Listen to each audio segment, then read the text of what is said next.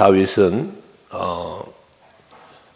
골리앗과 싸우면서 이겼을 뿐만 아니라 여러 전쟁을 치르면서 항상 승리를 거두었던 다윗이었습니다. 그런데 그 스스로가 오늘 전쟁의 승리에 대한 고백을 하면서 37절 38절에 보면 내가라고 말합니다. 내가 내 원수를 뒤쫓아가리니 또 내가 그들을 쳐서 능히 일어나지 못하게 하리니 하며 내가 적들을 원수를 물리치고 이겼다라고 하는 말을 합니다. 그러나 그 뒤에 고백되는 말은 내가 이겼고 내가 원수를 쫓아갔고 승리를 했지만 그 뒤에 39절 이하에 보면 주께서 나를 전쟁하게 하시려고 능력으로 내게 띠띠우사라고 말합니다. 하나님께서 전쟁을 할 수 있는 능력을 주셨다라는 것입니다. 능력을 주시는 하나님. 사도 바울도 내게 능력 주시는 자 안에서 내가 모든 것을 할 수 있다라고 말한 것처럼 또 제자들을 보내시면서 그들에게 권세를 주셨다는 게 능력이잖아요. 사도행전 1장 8절도 마찬가지 성령이 너에게 임하시면 너희가 권능을 받고 능력을 주시는 하나님이십니다. 사명을 주시는 하나님, 그 사명을 감당할 수 있는 능력도 주시는 하나님이시라는 거죠. 모세를 부르신 하나님이 모세를 애굽에 보낼 때에 그는 스스로가 연약한 자라 고백하며 갈 수 없다, 감당할 수 없다는 고백을 할 때에 하나님께서는 걱정하지 마라, 내가 너와 함께 할 것이다 라며 동행해 주셔서 그가 그 맡겨지는 사명을 잘 감당할 수 있도록 하나님께서는 능력을 주신 것처럼 오늘을 사는 여러분들에게도 하나님께서는 오늘을 살아갈 수 있는 능력 주실 거고 여러분들에게 맡겨진 직분이나 사명을 감당할 수 있는 능력도 세상을 이길 힘도 모든 환경을 견디며 승리할 힘도 하나님께서 여러분들에게 주실 것이라는 믿음을 가지시기를 바랍니다. 뿐만 아니라 40절에 보면 또 주께서 내 원수들에게 등을 내게로 향하게 하시고 나를 미워하는 자들을 내가 끊어버리게 하셨다라고 말합니다. 이김을 주시는 하나님이죠. 능력만 주시는 게 아니라 또 친히 능력 주신 이후에도 이길 수 있게 해주셨다는 거예요. 대적들이 이 다윗 앞에서 등을 내게로 향한다는 건 뭡니까? 도망친다는 거잖아요. 이렇게 이기도록 해주신 하나님을 말씀합니다. 히스기야 왕이 아스로 왕 사나립이 대군을 이끌고 쳐들어왔을 때에 자기 힘으로 어찌할 수 없어 성전에 가서 하나님 앞에 기도하지 않습니까? 그때 그에게 그 믿음으로 기도하는 그에게 담대함을 주셨고 그러나 히스기야 왕이 싸운 것이 아니라 아침에 일어나보니 대적들이 다 죽어버려요. 하나님이 싸워주신 거죠. 하나님이 이기게 해주신 거다 그 말입니다. 언제나 하나님은 여러분들 곁에서 힘과 능력도 주시지만 또 내가 해야 할 일들을 친히 하나님께서 행해 주시면서 우리에게 이김을 주시는 하나님이심을 말씀합니다. 출애굽을 할 때에 이스라엘 백성들에게 모세를 통하여 하나님 말씀하시는 게 뭡니까? 내가 너보다 앞서가서 너희의 대적을 물리치고 라고 말합니다. 그러니까 이스라엘 백성들이 대적과 싸우는 게 아니라 누가 싸웁니까? 하나님이 싸워서 결과 이기게 해주신다는 겁니다. 그 출애굽을 하는 과정 속에 출애굽기 17장에 보면 아말렉과의 싸움이 일어나잖아요. 거기서도 보면 여호수아가 백성들을 이끌고 나가 싸우고 모세와 아론 훌은 산꼭대기에 올라가 기도하고 그때의 전쟁에 이김을 승리를 주셨지 않았습니까? 여호와 니시라고 하는 그 엄청난 전쟁의 승리를 가져다가 주는 것을 봅니다. 이것처럼 오늘 사는 여러분들에게도 승리를 주시는데 고린도전서 15장 57절 말씀들 우리가 묵상하죠. 그리스도 예수로 말미암아 이김을 주시는 하나님이라고 말씀하잖아요. 그러니까 우리를 이기게 해주시는 거예요. 예수의 이름으로 또 십자가와 부활의 승리로 우리에게도 믿음의 승리, 소망의 승리를 할 수 있도록 만들어 주신다는 거죠. 로마서 8장 37절도 우리를 사랑하시는 이로 말미암아 우리가 뭐에 넉넉히 이기더니라. 그만큼 넉넉히 이긴다는 건 뭐냐? 내가 이긴 게 아니라 하나님이 이기도록 해주셨다는 말씀 아니겠습니까? 이것처럼 오늘을 사는 여러분들에게 모든 상황과 환경 속에서 이김을 주시는 하나님의 은혜가 여러분에게 있기를 원합니다. 뿐만 아니라 41절 말씀에 보면 그들이 부르짖으나 구원할 자가 없었고 여호와께 부르짖어도 그들에게 대답하지 아니하였나이다 해요. 난 하나님의 응답은 하나님이 능력도 주시고 승리도 주시고 도우시는 그 놀라운 은혜와 복은 택한 자에게 주어지는 복이라는 것입니다. 열왕기상 18장에 보면 갈멜산의 사건이 기록되어 있죠. 거기 보면 우상을 아합 왕과 이세벨에 의하여 우상의 소굴이 되어져 버린 이스라엘, 그곳에서 너희가 믿는 하나님이 너희가 믿는 신이 참신이냐, 내가 믿는 우리가 믿는 하나님이 참신이냐, 이것을 한번 확인해 보자고 엘리야가 제안하면서 갈멜산에서 하나님 앞에 자기들이 믿는 신 앞에 부르짖고 기도하잖아요. 불이 내려와서 제단에 불을 살르고 비를 내리시는 신이 정말 참 하나님이심을 이야기한 거지 않습니까? 그때 바알신 아세라 신을 섬기던 그 제사장들이 아무리 부르짖고 오전이 다 지나가도록 심지어 옷을 찢어가면서 부르짖어도 하나님은 응답해 주지 않았잖아요. 저들에게는 응답이 없었습니다. 그러나 엘리야가 이제 하나님 앞에 제단을 쌓고 부르짖고 기도할 때 불이 내려와 그 제물을 연락하셨고 그 후에 비를 내리시는 놀라운 은혜가 있었지 않았습니까? 이것처럼 하나님은 택한 자의 기도를 응답하신다는 거예요. 믿음의 기도를 응답하신다는 겁니다. 간절한 기도를 응답하신다는 이 기도에 대한 응답의 약속이 있지 않습니까? 이 아침에도 여러분들에게 그 응답의 은혜가 임할 줄로 믿으시길 바라고 그 믿음의 기도가 하나님 앞에 드려질 수 있기를 바랍니다. 이렇게 하나님께서 능력도 주시고 승리도 해주시고 기도의 응답도 주시면서 뭐합니까? 택한 자를 높여주신다는 거예요. 그래서 43절에 보면 주께서 나를 백성의 다툼에서 건지시고 여러 민족의 으뜸으로 삼으셨으니 라고 말합니다. 내가 알지 못하는 백성들이 나를 섬길 것입니다. 이런 고백을 해요. 그러니까 뭐예요? 하나님이 다윗을 높여주시는 거예요. 우리는 내가 스스로, 세상 사람들은 내가 스스로 나를 높이려고 애를 씁니다. 다른 사람보다 내가 더 잘났음을 말하고 더 잘나보려고 노력도 합니다. 그러나 그것은 자기 스스로가 쌓아가는 성이기에 마치 바벨탑을 쌓는 것처럼 언젠가는 무너져 내리는 탑이 되고 맙니다. 하지만 하나님이 높여주시면 그 하나님이 높이심은 영원하고 그리고 견고하게 되어 있습니다. 오늘 다윗도 하나님께서 그를 으뜸으로 삼으셨다 하지 않습니까? 예수께서는 뭐라 말씀하십니까? 서로가 으뜸이 되고자 하는 제자들에게 교훈 주시기를 으뜸이 되고자 하는 사람은 종이 되어야 하리라 라고 말합니다. 섬김을 말씀하잖아요. 섬기는 자가 큰 자가 된다라고 말입니다.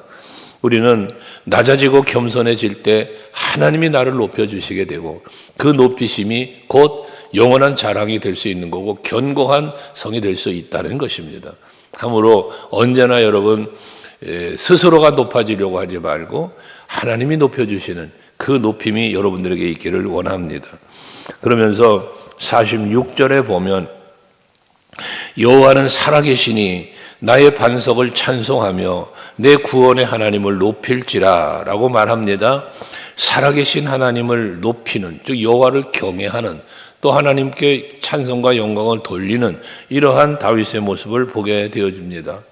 살아계신 하나님, 시편 뒤에 42편에도 나오지만 사슴이 시냇물을 찾게 갈급함처럼 내가 여호와를 찾게 갈급하다고 말하는데 그 갈급한 마음이 왜 여호와를 찾게 됩니까?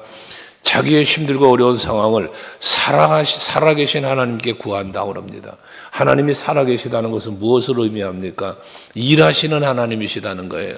나를 앞에 말한 내게 능력도 주시고 승리도 주시고 또 나를 높여주시고 하는 이 모든 것들이 다 하나님의 일하심 속에서 이루어지는 것이니까요.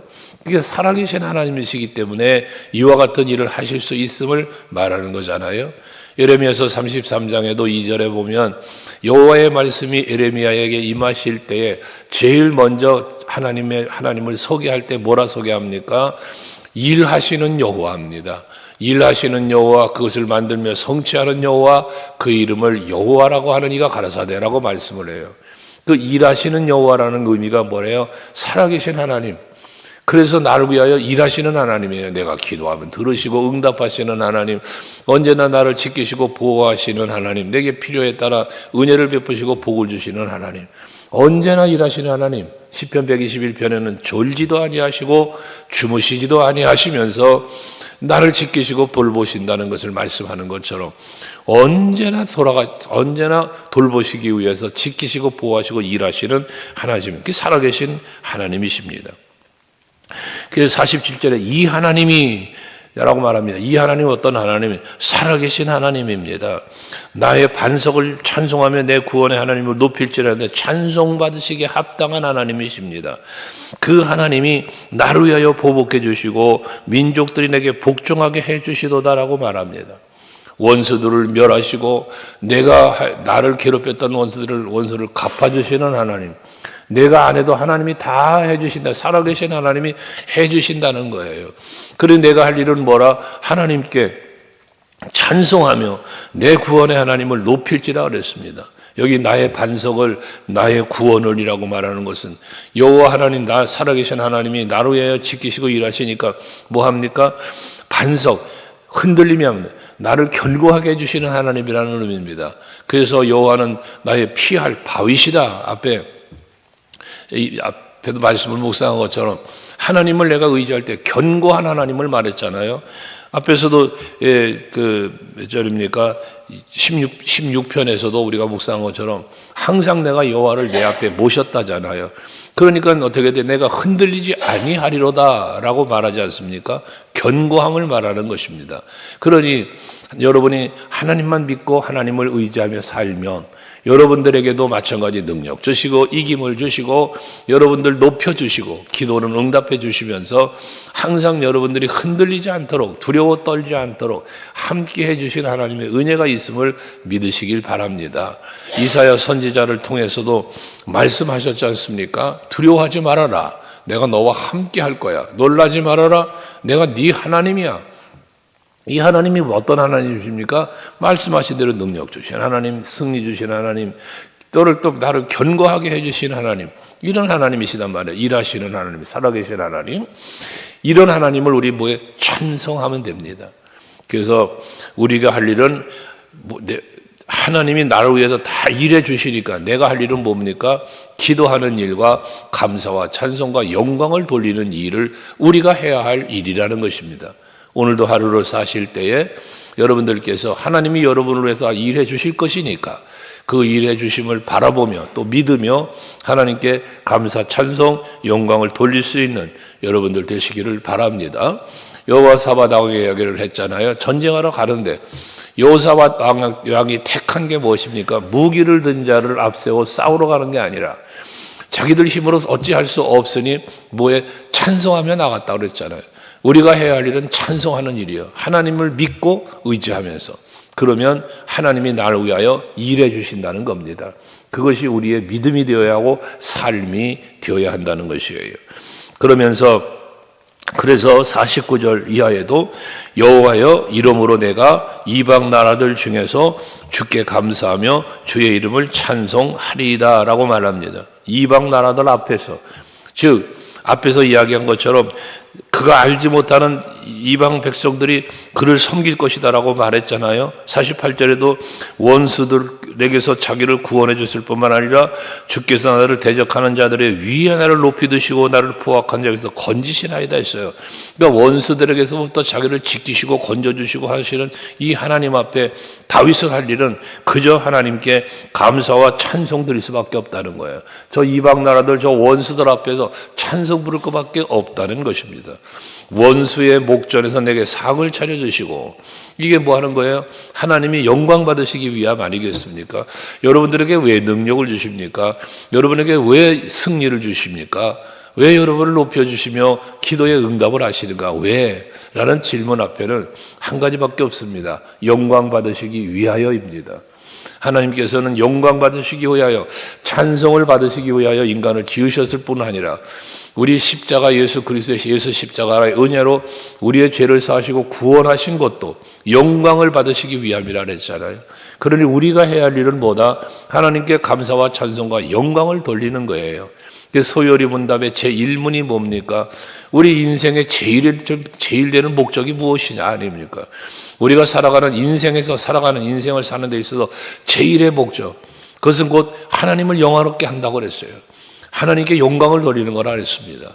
그래서 우리가 여러분들이 살면서 해야 할 일, 하나님께 감사와 찬송하며 하나님을 기쁘시게 해드리는, 그러면 하나님은 우리의 마음과 생각을 다 아시니까 우리 그 소원도 이루어 주신다고 시편 37편은 또 말씀을 해요. 우리가 하나님께 감사와 찬송하며 살면 하나님은 그에 합당한 은혜와 복을 더 풍성히 채워주시는 하나님이시라는 것. 하나의 사이클링이라고 그랬죠. 우리에게 구원의 은혜를 주시고 내가 감사하며 찬송할 때 더 큰 은혜를 주시고 기도할 때 응답 주시고 감사하면 또 더 큰 은혜 부어주시고, 이게 항상 하나님께서 하나님과 우리와의 관계 속에서 오고 가는 하나님의 은혜가 임하고 감사하면 또 더 풍성한 은혜를 주시고 계속 오고 가는 하나님과 우리와의 관계 형성이라는 거예요. 우리 신앙생활은 바로 그런 것입니다.